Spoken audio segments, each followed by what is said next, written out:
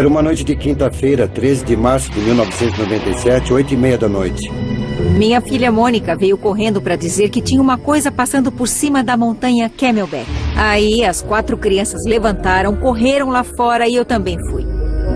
Eu olhei para o norte e minha mulher e eu vimos 3 luzes brancas em formação triangular vindo em nossa direção. Eram 5 luzes grandes na frente, na forma de um bumerangue. Era uma nave sólida, silenciosa, muito baixa na Terra. Mas o que chamava a atenção era o tamanho. Extremamente grande. Minha esposa e eu ficamos nos olhando. E eu olhei bem nos olhos dela e disse: acabamos de ver nosso primeiro OVNI.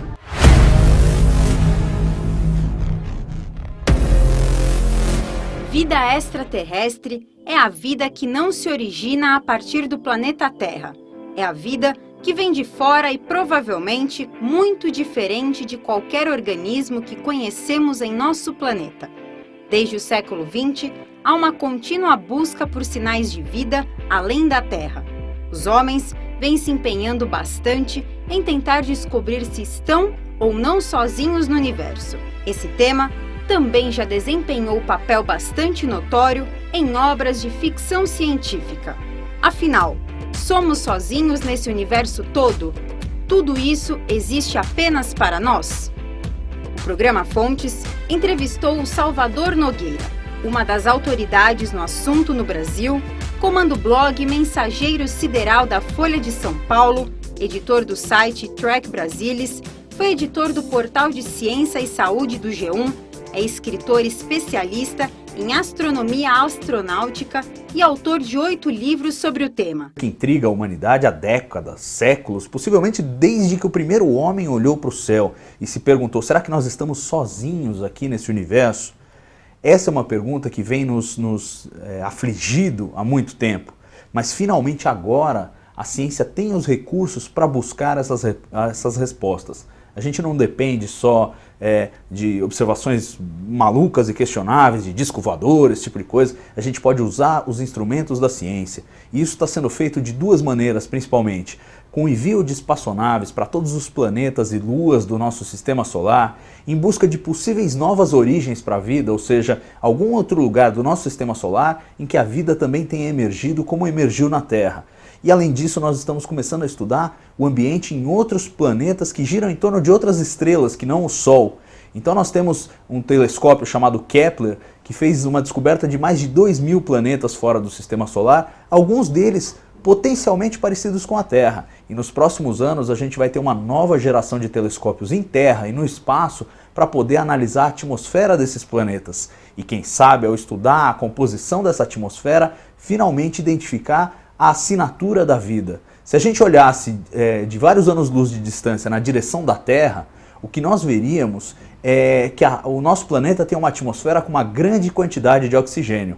E o curioso é que esse oxigênio não poderia estar na atmosfera da Terra se não houvesse plantas e bactérias que produzem esse oxigênio e que enriquecem nossa atmosfera de oxigênio. Então, da mesma maneira, se a gente encontrar uma grande quantidade de oxigênio num outro planeta fora do sistema solar, que seja parecido com a Terra, a gente vai ser obrigado a concluir que há algum tipo de vida introduzindo esse oxigênio lá. Sem dúvida, isso é uma perspectiva muito empolgante, que deve já ter alguma perspectiva de se realizar nas próximas 2 décadas. Então é uma coisa para logo. Um dos critérios importantes da ciência é que você precisa ter outras evidências que corroborem aquilo e não meramente o relato testemunhal. Então a minha postura com relação a isso é não levar muito a sério. Eu acho tudo muito fascinante, eu adoraria ter tido um contato, mas não tive. E enquanto a gente não tem evidências concretas, a gente tem que levar todas essas histórias com uma pitadinha de sal e saber que elas não oferecem nenhum tipo de resposta. Veja que a gente fala de visitação extraterrestre, pelo menos com a frequência, com o teor que nós temos hoje, pelo menos desde 47, quando dizem que caiu o disco voador lá em Roswell, nos Estados Unidos. E desde então, o que nós sabemos sobre esses supostos visitantes? Nós não sabemos rigorosamente nada. O ser humano sempre quis saber se nós estamos sozinhos ou não. E a ficção e a fantasia são uma parte importante do que nos faz humanos. Então é óbvio que esses assuntos todos se misturam. E às vezes, claro, na cabeça das pessoas não existe uma fronteira clara, não, isso aqui é evidência observacional, isso aqui é ficção.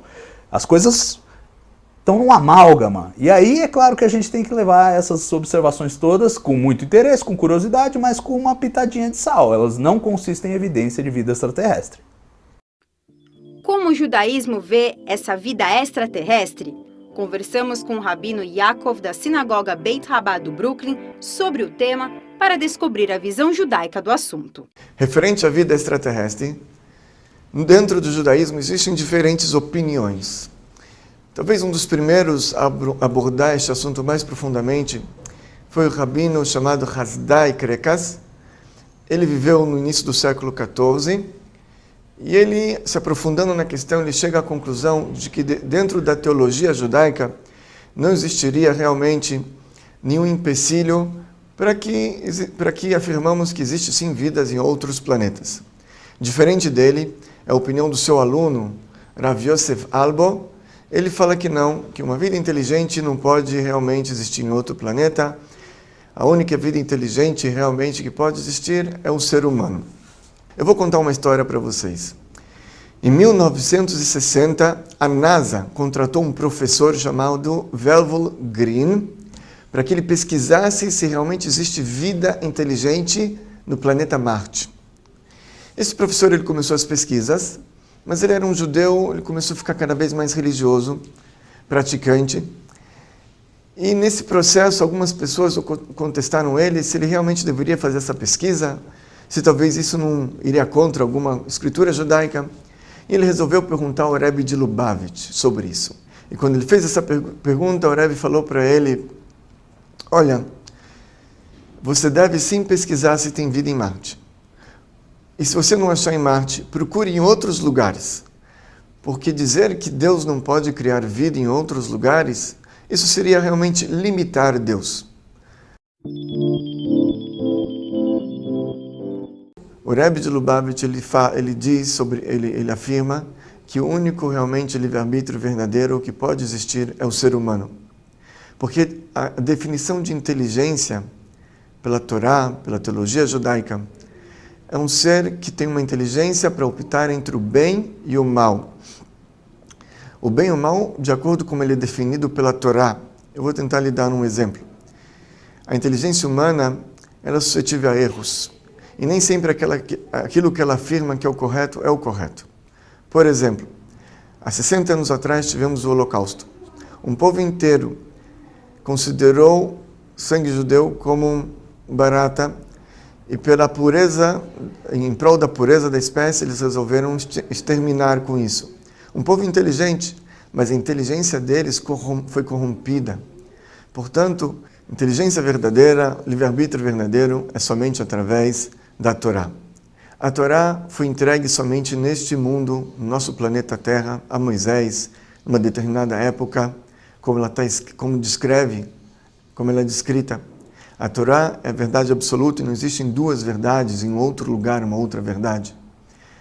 Portanto, baseado nisto, o Rebbe afirma que realmente o único local onde pode existir o livre-arbítrio de seres inteligentes de optar a fazer o bem ou fazer o mal, seguir regras divinas ou não, é somente o ser humano aqui na Terra. Os planetas, por exemplo, o Sol e a Lua, são seres inteligentíssimos, mas eles não possuem livre-arbítrio. Eles somente seguem aquilo que Deus ordena a eles a executar.